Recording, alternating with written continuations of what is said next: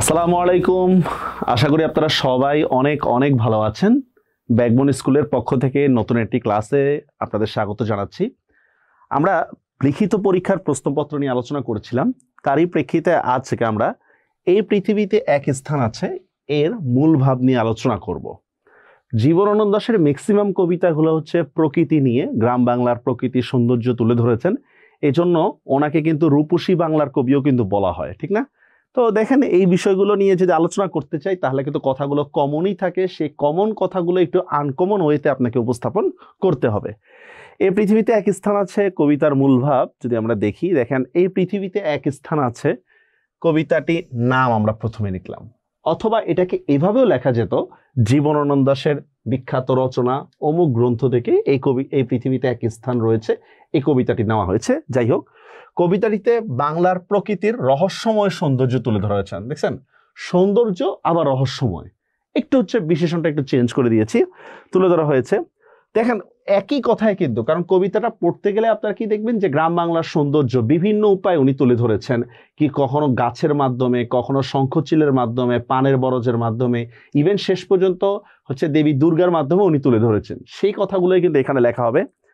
অপরূপ রূপে রূপসী প্রকৃতির সৌন্দর্য। আচ্ছা, রূপসী বলার কারণ কি? জীবনানন্দ দাশকে কিন্তু রূপসী বাংলার কবি বলা হয়। আরেকটা উপাধি দেওয়া হয় তিমির হননের কবি, মানে অন্ধকারকে হনন করেছে যে, তিমির হননের কবি। সৌন্দর্যের লীলাভূমি, লীলাভূমি শব্দের এক কথায় প্রকাশ আপনারা জানেন, নারীর লীলাময়ী নৃত্য। পৃথিবীর অন্য কোথাও এমন নেই, পৃথিবীর অন্য কোথাও বাংলার মতো, গ্রাম বাংলার মতো এমন সুন্দর দেশ নেই। এখন প্রশ্ন আসতে পারে যে আমি কি এটাকে বাংলাদেশ লিখতে পারবো কিনা? হ্যাঁ, আপনি বাংলাদেশ কিংবা বাংলা লিখলে অর্থের কোনো তারতম্য হবে না, মানে আমাদের মূলভাব লেখায় কোনো ঝামেলা হবে না। চেষ্টা করবেন হচ্ছে বাংলা লিখতে, কারণ যখন জীবনানন্দ দাশ মানে হচ্ছে এখানে ছিল তখন সেটা বাংলা নামে পরিচিত ছিল, হ্যাঁ, বাংলাদেশ নামে না। যাই হোক, এমন বিশ্বাস থেকে বাংলার রূপের বর্ণনা করেছেন। কোন বিশ্বাস থেকে? যে বাংলার মতো সৌন্দর্য আর কোনো দেশ নেই, এই বিশ্বাস থেকে রূপসী বাংলার কবি। মধুকুপি ঘাস আপনারা পড়েছেন, কাঁঠাল গাছের কথা শুনেছেন, অশ্বত্থ এটা হচ্ছে বট জাতীয় এক ধরনের গাছ, বট, জারল, হিজল। দেখেন 1 2 3 4 5, এই 5টা হচ্ছে মধুকুপি ঘাস ছাড়া এই 5টা হচ্ছে কিন্তু গাছের নাম। দেখবেন কবিতার তৃতীয় লাইনেই এর মধ্যে কিন্তু গাছের কথাগুলো রয়েছে, সেটাই কিন্তু আমরা এখানে তুলে ধরেছি। এমন অসংখ্য বৃক্ষপুঞ্জ ছড়িয়ে আছে এদেশের জনপদের অরণ্যে। প্রশ্ন হচ্ছে অসংখ্য বৃক্ষপুঞ্জের কথা বললাম কেন? আরে ভাই, উনি যদি শুধু দেশের কথা বলে যদি মূলভাব মানে গাছের কথাগুলো বলে যদি মূলভাব লেখা শুরু করে তাহলে তো গাছের নাম শেষ হবে না। বাংলায় কি শুধু এই 5টা গাছ পাওয়া যায়? অনেক গাছ পাওয়া যায় না? এখানে অন্যান্য দিয়ে শেষ করে দিয়েছি। কবির ভাষ্যমতে এই বাংলার পূর্ব আকাশে যখন সূর্য ওঠে, পূর্ব আকাশে কিন্তু সূর্য ওঠে, দেখেন পশ্চিম আকাশে না, সূর্য ওঠে তখন আড়াল থেকে তার রং হয় রঙিন। এই জন্য দেখবেন ওইখানে একটা লেখা আছে কিন্তু নাটা, যেখানে নাটার রঙের মতো জাগিচ্ছে অরুণ, এই লেখাটা কিন্তু রয়েছে। আর এদেশের প্রতিটি নদ নদী ভরে থাকে অফুরান স্বচ্ছ জলে। আপনারা পেয়েছেন যে জলের দেবতা, মেঘের দেবতা, তাদের একটা সম্মিলনের কারণে কিন্তু এখানে গঙ্গাসাগরের বুকের কথা রয়েছে, ধলেশ্বরী পদ্মার কথা বলা রয়েছে, এখানে সেম। কেননা জলের দেবতা অনিঃশেষ জলধারা দিয়ে এই দেশের নদকে করে রাখে স্রোতস্বিনী। তাহলে বাংলার মধ্যে কেন এত নদী? অ্যান্সারটা কি হবে? যে জলের দেবতার হচ্ছে অফুরন্ত ঐশ্বর্যের কারণে কিন্তু বাংলার মধ্যে এত স্রোতস্বিনী চলতেছে, মানে নদীগুলো ভরপুর। মানে বিষয়টা কি যে আমরা নদীমাতৃক দেশ কেন? কারণ হচ্ছে জলের দেবতা আমাদের এখানে রয়েছে। এরকম পানের বনের মতো শঙ্খচিলের চঞ্চলতা, এটা খুব সুন্দর একটা কিন্তু তুলনা। পানের বনের মতো শঙ্খচিলের তুলনা, কবিদের কাজই হচ্ছে ক্ষুদ্র ক্ষুদ্র একটা বিষয়কে এমন ভাবে তুলে ধরবে মনে হবে কি না কি। আপনারা চিল উঠতে তো দেখছেন, চিল কি হয়েছে লাভের মতো করে উড়ে না? ঠিক পানের বনের মধ্যে যখন হাওয়া আসে, পানটাও কিন্তু এরকম কিন্তু হাওয়ায় দোলে চিলের মতো করে। এটাই এখানে বলতেছে, পানের বনের মতো শঙ্খচিলের চঞ্চলতা, ধানের গন্ধের মতো লক্ষ্মী পেঁচার মিলবন্ধন।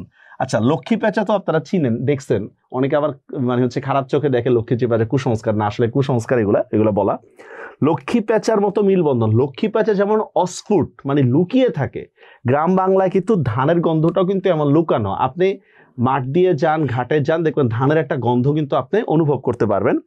অন্ধকার বাতাসে সুদর্শন উড়া গাছের উপর রুয়ে থাকা লেবুর শাখা।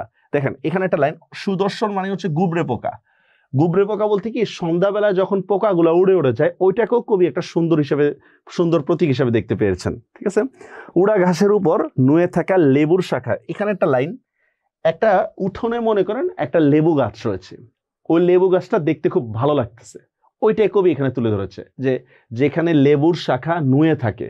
ঠিক আছে, এখানে বলতেছে এরকম, এমন হাজারো প্রাণীকুল প্রকৃতির বন্ধনে কবি অনুভব করেন চির অবিচ্ছেদ্য এক সংহতি। সংহতি শব্দের অর্থ হচ্ছে মিল, মানে গ্রাম বাংলার মধ্যে প্রাকৃতিক যে ভিন্নতা বা প্রকৃতির যে সম্পদ সেটার তাদের মধ্যে একটা মিল রয়েছে।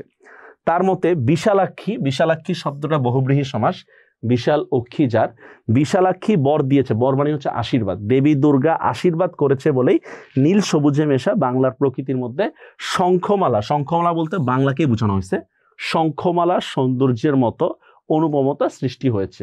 কবিতার মধ্যে শঙ্খমালা বলতে হচ্ছে বাংলাকে বোঝানো হয়েছে, মানে দেবী দুর্গার আশীর্বাদের কারণে বাংলা শঙ্খমালার মতো সুন্দর রূপ ধারণ করেছে।